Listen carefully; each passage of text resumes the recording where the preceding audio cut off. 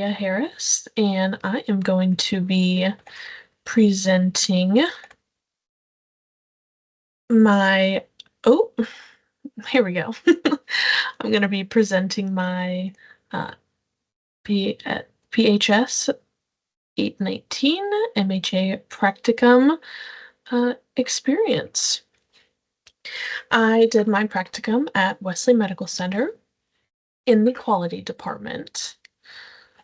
Let's see if I can get this to work. There we go. So my practicum was at Wesley Medical Center in the quality department. My preceptor was Justin Sluffel, who is the director of quality. So a little bit about my practicum in Wesley. The quality department at Wesley Healthcare encompasses 3 sectors, which is quality, infection prevention, and risk management / patient safety. And that is everything that Justin encompasses.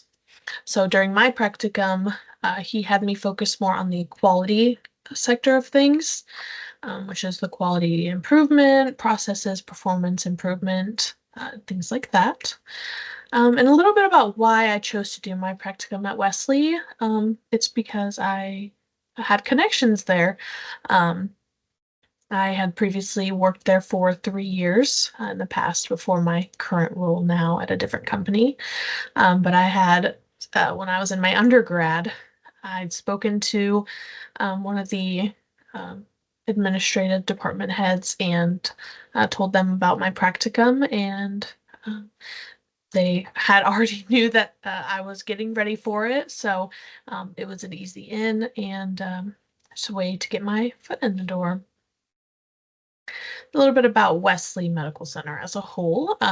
Wesley is classified as a comprehensive stroke center, a level 1 trauma center, and a level 2 pediatric trauma center. And it is also part of a larger health system, which is HCA Healthcare, and it also maintains a for-profit status. Wesley does have an average patient load of 550, give or take, of course. However, they are licensed for up to 760 beds, which doesn't usually get full unless there's COVID, and it was pretty full back then. But that makes Wesley one of the largest hospitals in Wichita. So as a result of the extremely specialized care that Wesley offers its patients, many patients do choose Wesley as a primary source of their emergency care, which also increases their patient load.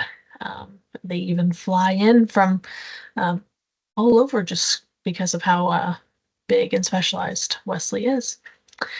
And finally, Wesley is has a few different campuses. It has the main Wesley Main, which is the one I am doing my practicum at, or I did my practicum at. It also has Wesley Woodlawn, which has an ICU, an ER, surgery center. So it's basically a smaller hospital, but part of Wesley. And then it has the Wesley Rehab Center and also 3 freestanding EDs, one in Andover, one in Derby, and one in West Wichita. So that makes Wesley pretty big and all over Wichita. So for my applied learning project, I spoke with Justin, my preceptor, and he sent me this. So this is the outline of my applied learning project. It starts with the project title, the Quality Improvement PDSA. The aim is to identify one opportunity in quality and collaborate with the leaders to implement a performance improvement project using the Plan, Do, Study, Act PDSA methodology. The goal of this practicum was to identify an opportunity related to quality, collect, review, and analyze all relevant data, and collaborate with the hospital leaders to complete a root cause analysis and devise an intervention to improve the identified measures of success.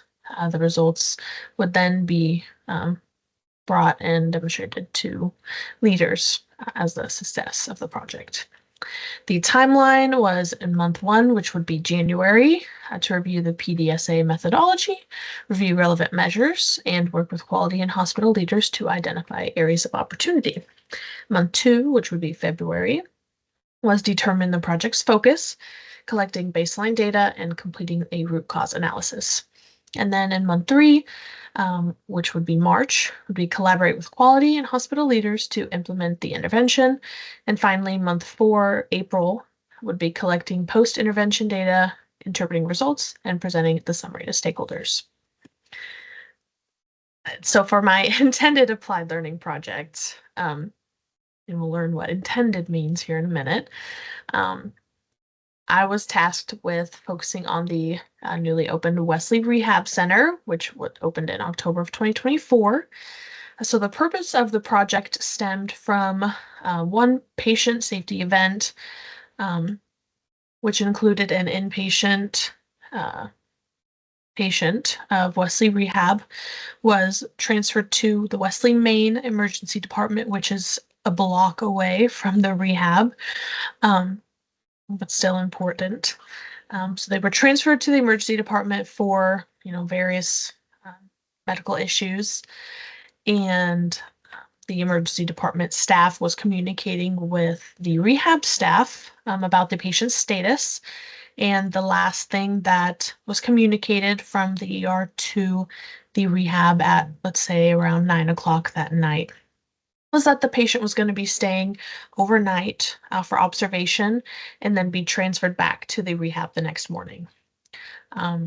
So apparently that night, a little after midnight, the patient was brought back to the rehab by AMR, which is Wesley's ambulance service, with no communication, no, notes, no chart, no nothing, basically. And it was a fairly big ordeal because, the rehab did not know the status of this patient. They did not know, any plans about the patient. They didn't know they were receiving the patient that night. So it was quite a big ordeal. So that was going to be the process. Improvement of this project was that transferring process from the inpatient rehab to the EDs, whether it be Wesley Main, Woodlawn, or anywhere else if possible. So I started in January, of course, figuring out that I was going to be doing this project. February, I was speaking with my preceptor, Justin. I was speaking with the director of the Wesley Rehab, and I was speaking with the manager of the Wesley Rehab. And we were going over, the minimal baseline data that we had regarding the few transfers that they had since they hadn't been open very long. And then just figuring out that process. So since they were new, they did not have a set process for how those transfers should look. So the purpose that I was there for was going to be making that process and collaborating with them to figure out what process would be best in order to prevent some mistake like that happening again. And then in the beginning-ish or middle-ish of March, I was informed that the manager of the Wesley Rehab had quit, and that unfortunately I would no longer be able to do that project because focuses had shifted from that project to more important things such as finding a new manager, which was totally understandable and honestly a big learning area of opportunity, because that is how it's going to be. In some cases, with being a healthcare administrator, there's going to be many changes, and projects are unfortunately going to have to be put on hold sometimes. So that was a big thing to learn and understand. So then, in the middle of March, I had to try to figure out a new project, which was definitely a little bit stressful, but honestly taught me a lot about my future, my career, and how to best regulate those emotions and just kind of not let go, but transfer my focus to an alternative project that needs more attention at that moment. Um, So now, for this new project, it's now the middle of March, and of course, I'm a little bit behind. So, um, I had set up a meeting with the stroke coordinator, the new stroke coordinator, Brandon. He had actually started as the stroke coordinator when I started in January with my practicum, so he was fairly new. So it was a learning curve for both of us, but we knew that since there hadn't been a stroke coordinator for the past few quarters at Wesley, that there was going to be some definite areas for improvement there. So that is where I shifted my focus. Um, so now, after meeting with the stroke coordinator, my preceptor, and um, the emergency room, the emergency department staff at Wesley Main, and also the stroke or neurological services medical director, Dr. Hussein, we came up with a new applied learning project for me, which was going to be restructuring the stroke workflow to best figure out how to decrease the door to needle times, decrease the door to CT times, and overall just improve the quality of stroke care at Wesley Medical Center, especially in the emergency department. So for this project, staff education was an extremely large factor just because the current stroke workflow hadn't really ever been educated to them because there was not a stroke coordinator that was visiting them during stroke alerts. So staff education was a large part of my intervention. Um, just making sure they know, first of all, how important it is to get stroke alerts called on time and get them to CT right away so that we can see exactly what kind of stroke it is, hemorrhagic or acute ischemic, and get that proper care given to them. Um, Strokes are extremely life-threatening. They can lead to severe deficits, brain death, just really bad outcomes. So that's why this project was extremely important to me. Um, the overarching purpose of this applied learning project was, other than improving the stroke workflow and educating, was to improve the door to needle times. And that means giving the important thrombolytic medication called tenecteplase, which is TNK, in 45 minutes or less of the stroke patient arrival, either via EMS, the stroke alert being called, or as a walk-in to the emergency department and the stroke alert being called.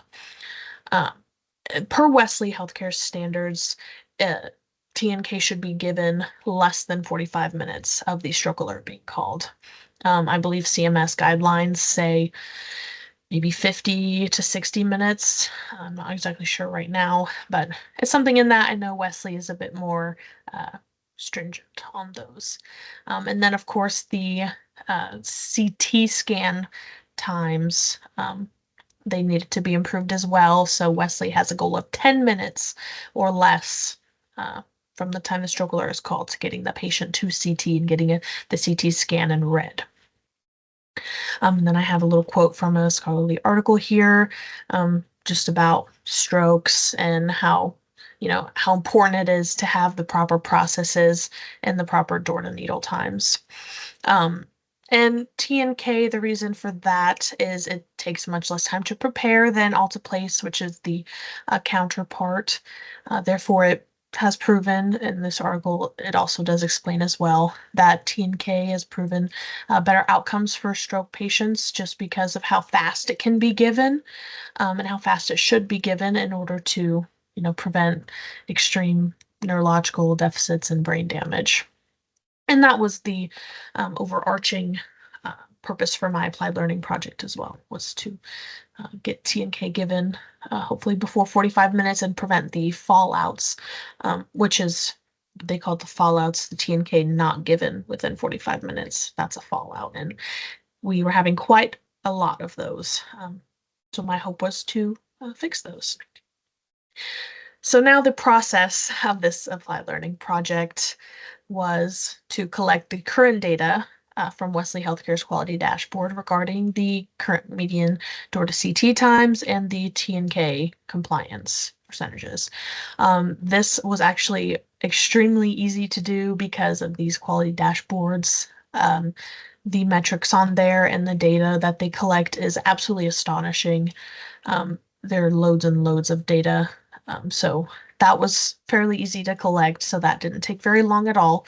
And then in April, I was having meetings with the stroke coordinator, the manager of the emergency department, and also the uh, nurse leaders in the emergency department, and then the stroke medical director to notate these areas for improvement. And we also looked at the stroke workflow. I noted that their current process was very wide and it just was kind of unorganized. So I was able to organize that process, make it more streamlined and efficient. And we spoke about that. And then that was educated to staff at nursing leadership meetings as well. Then I was able to, all throughout April, I was able to attend a multitude of stroke alerts in the ER. Uh, Stroke alerts from walk-ins, mostly stroke alerts from EMS, Citrus County or any other EMS service from out of town. They drive them in, stroke alerts. So that was really cool watching that process. And how stroke alerts are actually called, how quick things are moving, what areas for improvement are. And then after these stroke alerts, I was able to speak with the stroke coordinator and talk about areas for improvement, like how can this be faster? How can we do this better? How can we get the doctors there, quicker? And we were able to educate staff and just improve that. And also just being there really showed them that we do care about these times. We care that things are getting, done, and we care about the patients and their outcomes because they can be extremely devastating. So finally, in the the ending of April, the beginning of May, post-intervention data was collected, and then this shows that the results were quite positive, which you'll see in the next few slides. So speaking on the results, as a result of working to improve this stroke workflow, speaking with the staff leaders and the stroke medical director, educating about the importance of these quick actions regarding stroke alerts, the median CT time for stroke alerts went from 20 minutes to 15 minutes in 2 months. The median TNK time by the end of Q1 in 2025 was 38 minutes from patient arrival, which is amazing. And there was an 87% door to needle compliance increase or 87% door to needle compliance in the beginning of Q2 in 2025, which is increased from the 75% in the beginning of Q1 in 2025, which was an amazing feat, absolutely fantastic. And these results 100% show the importance of proper education to staff, and most importantly, having that streamlined workflow process for these regulatory compliance standards, and the importance of the stroke alerts and administration times of TNK. Just having that process, outlining it, showing it to everybody, saying, this is how we should be doing things, this is how long it should take, and just being there was an important part. And of course, with anything, these results were only based on and obtained regarding stroke alerts where TNK was ordered by the physician based on the CT scan, and then Blue Sky, which is the CT readers, physicians, to correct the correct type of stroke alert, which is the ischemic stroke alerts.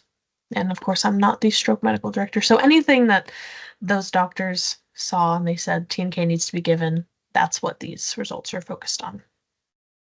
So finally, here's a graph of the stroke 45-minute door to needle compliance over Q1 in 2024 up to Q2 in 2025. So as you can see, Q1 2024, there was not a stroke coordinator. or if there was one, they were not doing as they should have. I'm not sure. And then you can see Q1 2025, I probably got there halfway through Q1 in 2025, so I didn't have much impact on that.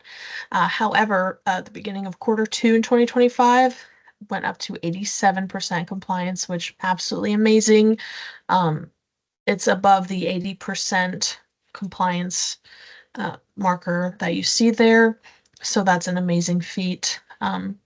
It just shows how important your presence is, our presence as administrators is, showing that we care. We're not just there to, you know, be mean or anything. We're actually there to provide, education and show that, what you're doing is important. Um, but I can maybe give you some tips on, how we can better our situation. And then the median door to CT time in minutes. You can see the 10-minute line, and how from Q1 in 2024 there was a steady increase. And then Q1 2025, 25 minutes, which is really bad, unfortunately. But then in the beginning of Q2 or middle of Q2 2025, you can see we got down to 15 minutes median door to CT time. So that's absolutely phenomenal. It's just a great feat, and it just shows what we're capable of with these projects, and it shows the importance of these quality improvement projects and how they can really make a difference. So overall, my experience with this practicum was so invaluable. I put a bunch of words on the screen, but invaluable is really the big one. And it just taught me a lot about how working in healthcare administration is actually going to be, especially with my first project not working out. That was definitely a big learning curve for me. Especially I'm a perfectionist, so it was definitely a big learning curve, and I really appreciate it, honestly. Being able to learn and see that things are going to change. I need to be able to be fluid and be able to put one thing down, pick up another, not hyper focus on just one project. So I'm very grateful for that experience. I'm grateful for being able to learn from the director of quality, all the quality coordinators at Wesley, the stroke coordinator, sepsis, chest pain, and infection prevention, how they all work together collaboratively in their own projects. They had many, many projects going on all at once. And then, of course, with the rounding on each unit, they just all work together. It's very fascinating, honestly. It just shows how important interdepartmental collaboration is, and I very much appreciate it. And of course, in the end, this practicum has taught me that I can be confident in my abilities, and I need to be confident, and we can make a difference.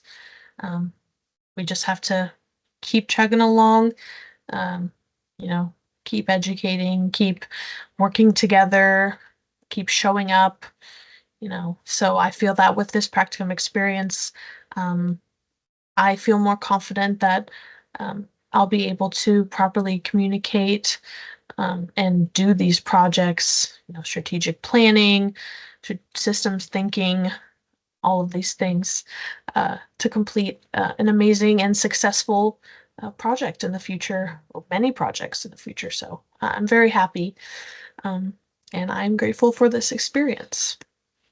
And then one last little tidbit I have to say, that all of this data was collected via the Wesley Medical Center quality outcomes databases and dashboards, shared to me by the stroke coordinator with approval from Justin, the director of quality, and these shall not be copied or transferred outside of this PowerPoint, please. And those are my references. Thank you very much, and I appreciate this opportunity.